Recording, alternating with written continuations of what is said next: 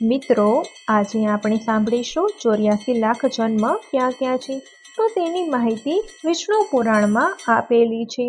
જલજા નવલક્ષાણી સ્થાવરા લક્ષ વિંશતિ ક્રોમયામ રુદ્ર સંખ્યાકઃ પક્ષીણામ દશલક્ષકમ ત્રિશલક્ષાણી પશવઃ ચતુર્લક્ષાણી માનવઃ.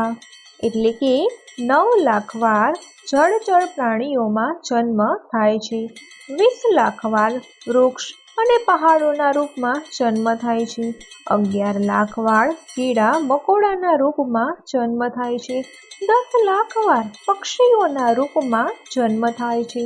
30 લાખ વાર પશુઓના રૂપમાં જન્મ થાય છે અને 4 લાખ વાર મનુષ્યોના રૂપમાં જન્મ થાય છે.